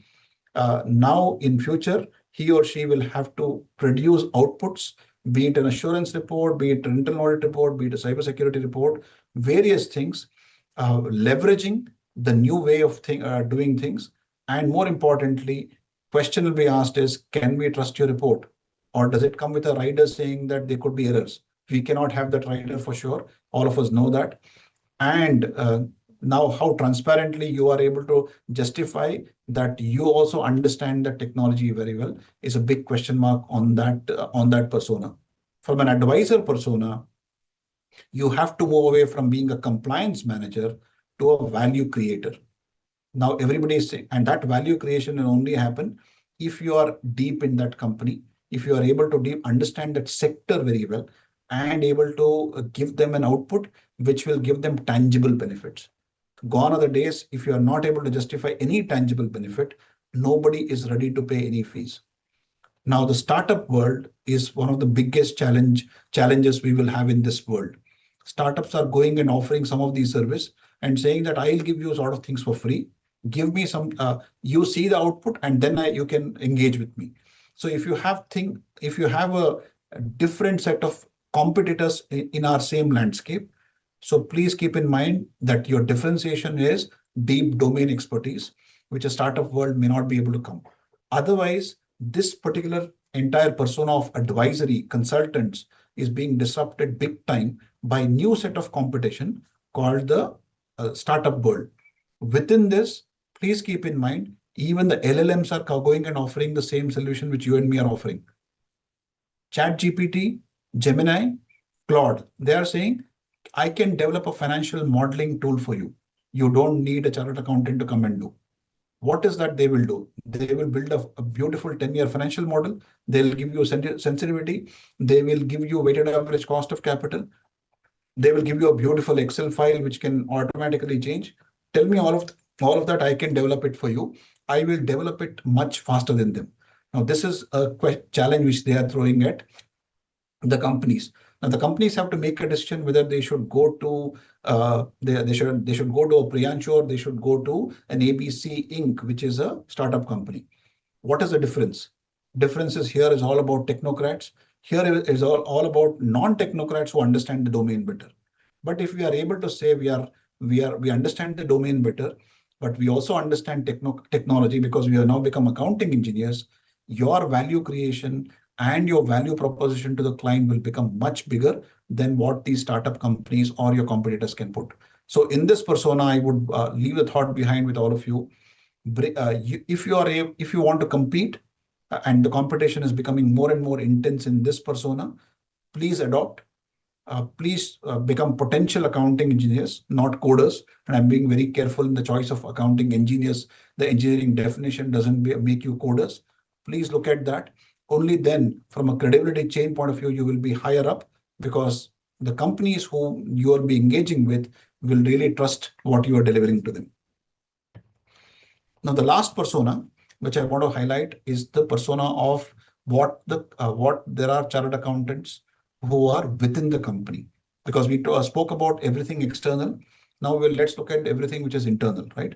We have a large population, and I don't know the exact numbers. Madhukar sir may know very clearly. The chartered accountants in practice are less than the chartered accountants in the company because they outnumber us in terms of the total. So that's what I gather. I may be wrong on that, but either Priyanshu or Madhukar sir can clarify. You have a large portion of chartered accountants who are working in an organization. I used to work in a large Fortune 500 company back in 2007 to 2010 up in Munich. So where I spent a lot of time being in the financial reporting function. Now in that function, again, transparency is very key. All of us know that we within that function are either part of business finance or part of the corporate finance. In many cases, we also get into the other CEO persona as well. I'm not taking that persona in the conversation because that gets into the whole new gamut of you being part of a business itself. So I'm just highlighting that chartered accountants could be either in the business finance or in the corporate finance. In both these scenarios, if I take corporate finance persona in question, you are responsible for generating a transparent financial statements or a financial reporting, which is provided to the auditor, and the auditor is required to do a sample testing. Imagine the responsibility all of you carry. And Vikram mentioned about the Satyam fraud and many of the frauds which are there in corporate Inc. in India and also globally. Now, the big question which we should ask is, Okay, forget about what the auditor could not find. Who was primarily responsible for preparing a transparent and a trustworthy financial statement? It was always the management, right? So within that management, you were also part of that. Be it the CFO, be it the finance controller, be it the head of payroll, anybody for that matter who was part of all of this profession. Were you providing the external stakeholders and also your auditor, be it internal or external, a financial statements or a report which was transparent? Did we miss the transparency? Did we get colored by what our management wanted us to do? Did we get colored by what, because we wanted to show a rosy picture of our balance sheet? Otherwise, we will get impacted by, let's say, the stakeholders, our stock price will get impacted. My bank loan covenants will get breached if I don't beautify my balance sheet. For lack of better English, did I do an accounting engineering or a financial engineering to make my balance sheet look rosy? Most of the corporate frauds, you will get to the potential answer that many of the people who were involved, apart from the senior CXOs, were the set of people who were there, who were financial wizards, who did a lot of financial engineering or re-engineering, misplaced in all the cases, because instead of telling their management that they should not do, they have been hand in glove with all these people to do it. That financial re-engineering or being too cute about it, where it made the balance sheet look rosy than what it was, really killed the transparency. And eventually it killed not only them, but all those set of auditors who could not rely on that balance sheet which they came. I'm not for a minute, I'm not taking away the responsibility of what the auditor should have done. So I'm not highlighting that fact, but that's anyway as part of the auditor persona. But look at what you are supposed to produce. You are supposed to produce a truly transparent balance sheet, not hide things. Many cases we notice, and I keep hearing this very often, that we don't need to win the CA Institute Award for best presented annual accounts. We need to make sure that our management is happy. We need to make sure that our profitable amounts are profitable to the extent the management wants it. And more importantly, we have to take care of bad days. And this is the reason why we as people in the finance function will do financial engineering to make sure that we are catering to management. Now you have to, it's a very balancing act which all of you have to play. Transparent, when you start pushing the boundary, and this goes back to what Ramling Raju had written in his letter, you start riding that tiger without knowing how to get off it. So once you get into that zone of, okay, let me manage this quarter, let me manage next quarter, within next couple of quarters, you will not know what you are managing and what is truly transparent. And that big distinction is what all of you in the finance function should start realizing, because the outside world, including the auditor, doesn't know day-to-day transaction of what you do. And it is humanly impossible within those 30 days, 25 days, 40 days for them to look at all transaction. And there are ways and means to camouflage the transaction. And that's where, while auditors have come up with their own data tools to catch some of these, if you are a financial wizard, you are a financial engineer, you'll be smart to know how to camouflage this and not get it evident. And that is where this transparency from your persona in the finance function, corporate finance function, becomes extremely important. That when you are presenting anything to your stakeholders, internal or external, make sure that it is a very transparent disclosure. If there are things which you need to discuss with the various stakeholders that things have not gone very well, it is always, and I call this the kitchen sink model. Throw everything what you have in a problem in a kitchen sink, get everybody to put their brains behind it and solve the problem, rather than trying to keep it within yourself and a group of people and trying to hide it, because you can keep hiding for some couple of quarters or couple of years. It will come out. Eventually it will come out. But when it comes out, it will be so big that it will be out of your control. And that's the biggest challenge for people in the financial reporting, corporate financial reporting, to be transparent. Now, in the business finance function, I know I'm almost on time. I will close it in next 2 minutes so that I leave the next 10 odd minutes for the Q&A. In the business finance function, many of you are in the business finance function. When I say business finance, you are supporting the companies do their helping their companies do budgeting. You're helping companies for bidding exercise. In many cases, you're also part of the FP&A function. There are various things in the business finance which you may be involved. Now, the biggest challenge there from a transparency point of view, there also you need to be extremely careful. As an example, and this is real life examples, I'm just quoting without naming the companies. You want to become smart by trying to say that, okay, now I will not pay GST. So I will do financial engineering in my contracting to avoid GST. Okay. So do this kind of structuring to say that, okay, a normal sale is shown as a slum sale because that will give you a benefit of not paying a GST. Then you structure this entire transaction saying that because it's a business sale and not a sale of an asset or various items, and so GST is not applicable. So you give a structuring advice which will make sure that there is no GST paid. But the substance of the transaction could be that you are trying to avoid GST. And I'm not getting into the debate of tax avoidance versus tax structuring. I'm just giving you some high-level examples of where you need to be careful, because the government is trusting the data which you are providing. When GST as a law has become more self-initiated, self-enabled, they don't even want an audit to be done because it was there in the past. Now they have removed the audit. That means the government and the regulator is trusting the information being provided by the company. They want a self-regulation regime rather than a policing regime. If they are moving in that direction, it is incumbent upon all of us who are in the finance function of a company that we know where to stop structuring and we know where to do compliance, because the management will always ask you, because you are the experts, can we save tax? Can we avoid paying tax? Can we not have this? Can I get an accounting which is giving me benefit of top line, and though I'm working like a commission agent? So there could be multiple examples of this nature. I keep getting asked this question, and in many cases I tell them that some of these are bordering non-transparent disclosures. In those places, I would say, no, I don't want to be party to some of these conversations, even if it means that I have lost a business from the company. Why this is important? Because if I have not moved away from those kind of advisors and I get stuck, then I get branded as such in the market as well. They know that if you want those kind of cute advisors, they will come to you. If they want to get right advisors, they'll go to X member.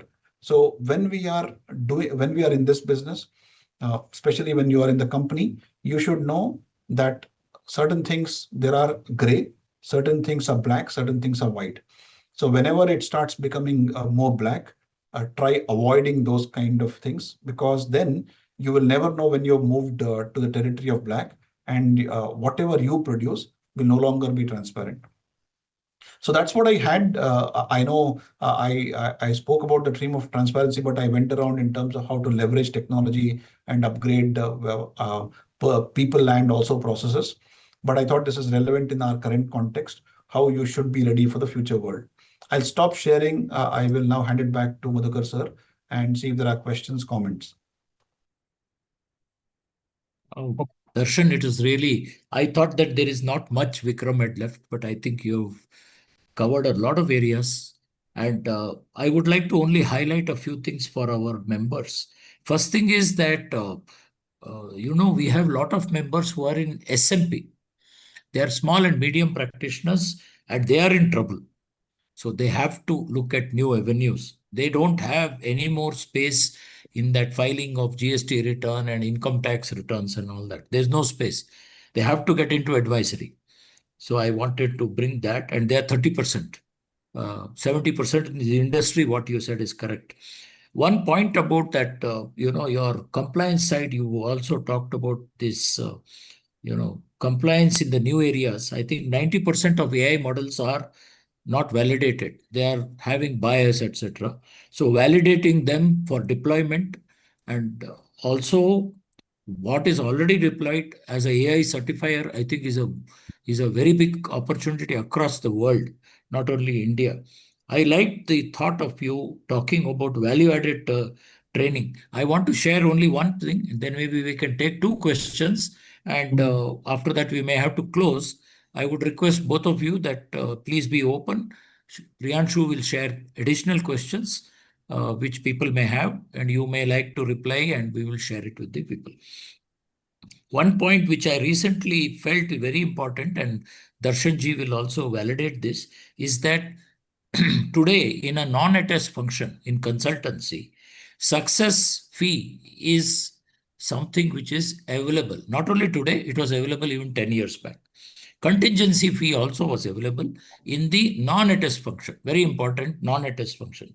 So today, if you look at the opportunities which are there, which is today there, 90% is consultancy and only 10% is attest. As we go forward, I think it will become 20% compliance, 80% consultancy, but 90% of us are in compliance. So we at least 60-70% of us require to move into consultancy, where we can also look at charging fees based on success or contingency. With that, I will stop. At least we'll allow 1 or 2 questions, and then Priyanshu will close. We normally pride ourselves on starting exactly in time and also closing exactly in time. Priyanshu, over to you. Yes, sir. Thank you for sir. both. Yeah. Thank you, sir. So there is one of the question. If trust is invisible and intangible, what are the visible behaviors that signal a truly trustworthy chartered accountant? Any of you can. Sorry, I couldn't hear the question properly. Sorry. If trust is invisible and intangible, Yeah. what are the visible behaviors that signal a truly trustworthy chartered accountant? It's a question in contradiction.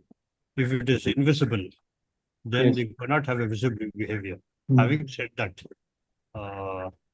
I think the visible behavior should be integrity.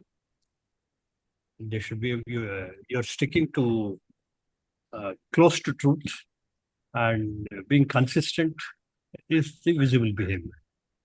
If someone has to be trustworthy, he has to be consistent, and being as close to truth as possible. If you don't know something, tell him that you don't know something. And if you don't know something, tell him that though you don't know, you're going to ask somebody about it and get back. So the visible thing I would say is consistency. Okay, Darshan sir. Much to add, so that is like Vikram sir mentioned, Mhm. it has a contradiction of how to demonstrate trust when it is non-quantifiable. But yeah, so I don't have further thing to add. Okay, so I think I can add something. yes, sir. See, one of the things which is very important, I'm sure Vikram and Darshan also would have done this, is that when the client asks us to cross that limit, and then we say no, and then obviously the client goes away. That is not a secret. The client goes and tells 10 people. His accountants tell 100 people. So sometimes losing a client is a good thing, number one. Number two, clients who come to you must know that you will not accept them. You will not accept anybody who comes. You will also do a bit of due diligence before you take them. If you're doing these 2 things, you are demonstrating that you are more trustworthy than the next person. May not be fully. I think with that, 1 minute is left. I will leave it to you, Priyanshu. Yes, Thank sir. you. So this is the last one. In your experience, both of our speakers, what breaks trust faster, a single major lapse or repeated small compromises?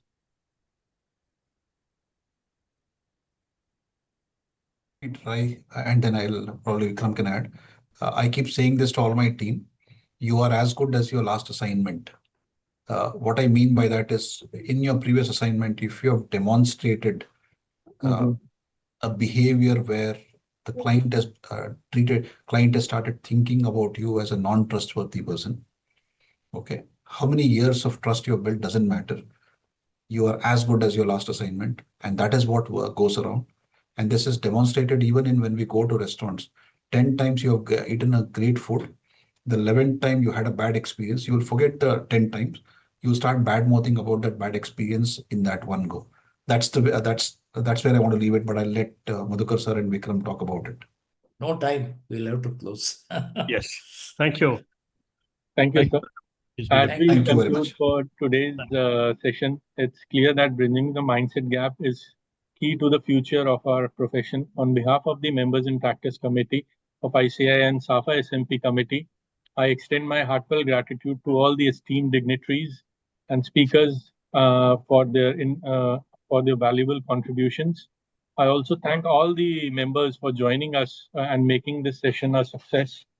Let's continue to uphold the highest standards, values, trust, and transparency in our professional journey. Thank you. Have a wonderful evening. Thank you so much. Bye. Well, thank you. Bye-bye. Bye-bye. Bye, sir. Bye. Bye.